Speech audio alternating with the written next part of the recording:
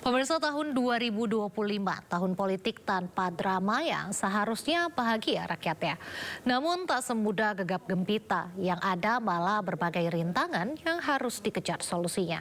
Partai koalisi hadir memberi arti namun belum begitu teruji antara ambisi, amunisi, dan realisasi janji.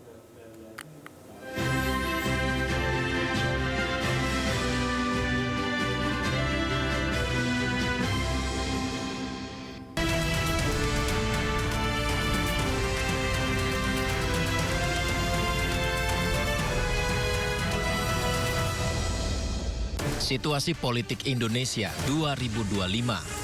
Saya bersumpah Ujian soliditas koalisi partai politik pendukung pemerintah.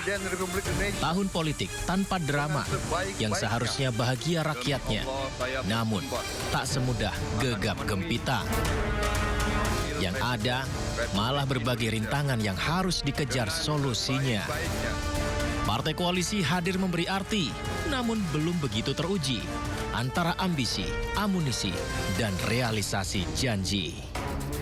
Saya bersumpah. Demi Allah saya bersumpah. 14 Februari 2024, pasangan Prabowo Subianto dan Gibran Rakabuming Raka memenangkan Pilpres Indonesia dengan perolehan suara mayoritas. Keduanya dilantik sebagai presiden dan wakil presiden pada 20 Oktober 2024. Dengan mayoritas partai koalisi, pemerintah menguasai mayoritas kursi di DPR RI, memberi modal politik yang kuat dalam menjalankan agenda nasional. Pertanyaannya, mampukah pemerintah dan partai koalisi memenuhi rakyat yang sudah terlanjur berekspektasi? Kekuatan koalisi tersebut tercermin dalam pembentukan Kabinet Merah Putih yang dilantik pada 21 Oktober 2024. Kabinet ini berisi 48 menteri dan 54 wakil menteri. Salah satu kabinet dengan jumlah terbesar dalam sejarah Indonesia. Sebelum pelantikan, banyak sekali yang memprediksi mungkin akan ada zaken kabinet. Namun realisasinya, sebagian besar posisi kementerian diisi oleh kader partai politik koalisi. Sementara, sebagian lainnya berasal dari kalangan profesional dan teknokrat.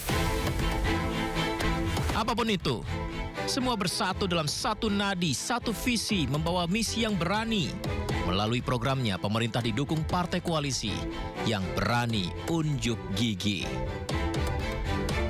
Perjalanan yang diinginkan ternyata tak selalu seperti yang diharapkan.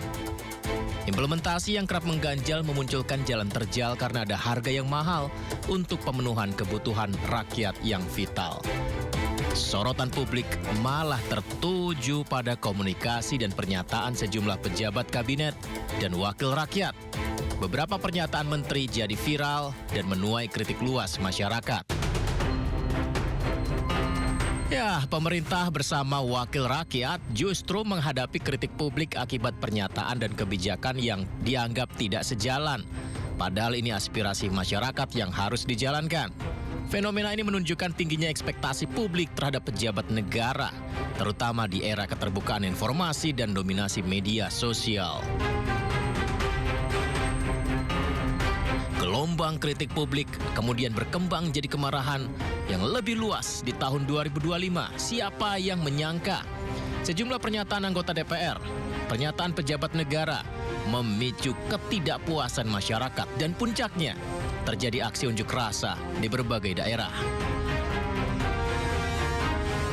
Aksi demonstrasi berlangsung sejak 25 Agustus hingga awal September 2025 dengan titik utama di beberapa kota besar di Indonesia.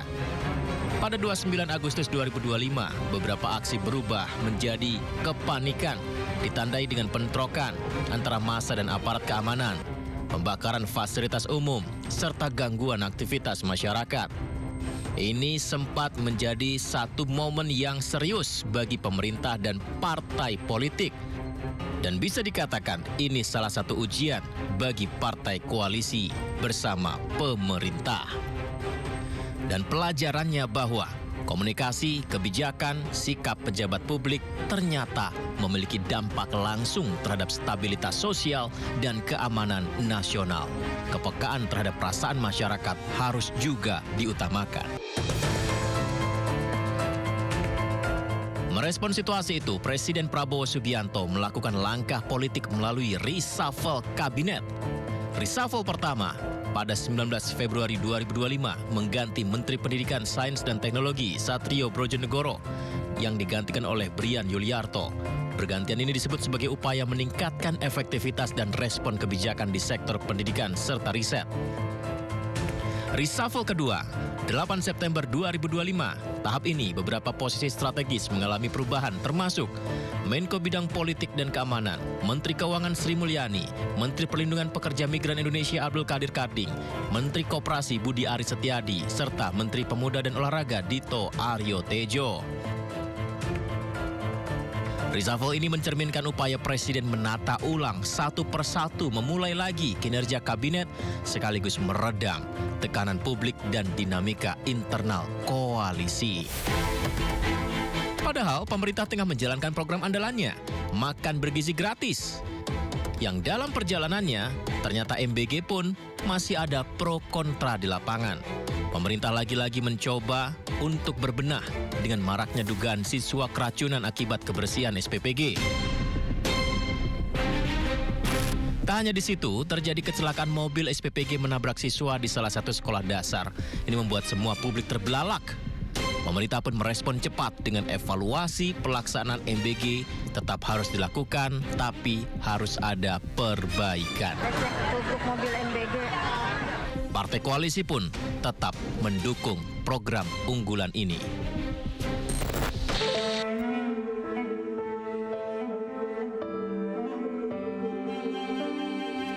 Di tengah gejolak politik nasional, Indonesia juga menghadapi ujian besar berupa bencana alam dahsyat di Pulau Sumatera. Akhir November hingga Desember 2025, hujan ekstrim memicu banjir bandang, tanah longsor di sejumlah provinsi terutama Aceh, Sumatera Utara, dan Sumatera Barat.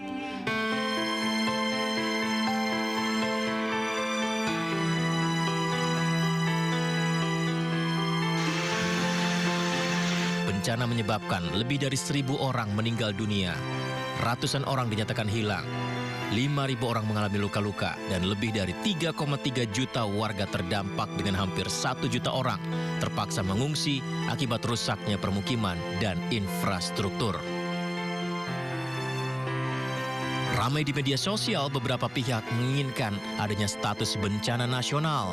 Namun Presiden Prabowo mengumumkan bahwa belum saatnya bencana nasional.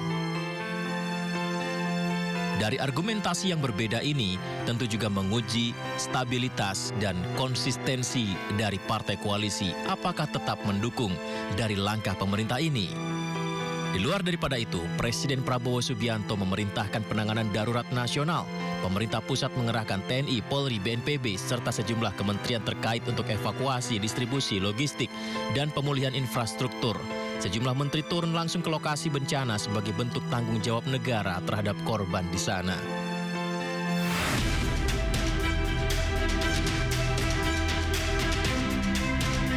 Dengan berbagai dinamika, mulai dari pernyataan kontroversial pejabat, kerusuhan sosial, reshuffle kabinet, hingga penanganan bencana nasional, soliditas koalisi partai politik pendukung pemerintah menjadi sorotan.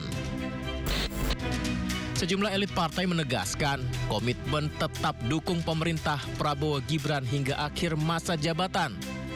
Tapi, perbedaan sikap, strategi politik antar partai menunjukkan bahwa koalisi masih terus diuji oleh tekanan publik, tantangan nasional, dan yang terjadi hingga saat ini. Apakah akan tetap satu benang merah antara partai koalisi dengan pemerintah? Kedepan, kemampuan pemerintah menjaga komunikasi publik, meningkatkan kinerja kabinet, merawat hubungan antar partai koalisi, dan menjaga perasaan memenuhi kesejahteraan, kebutuhan sesungguhnya dari masyarakat. Ini yang akan menjadi penentu stabilitas politik serta keberlanjutan pemerintahan Indonesia.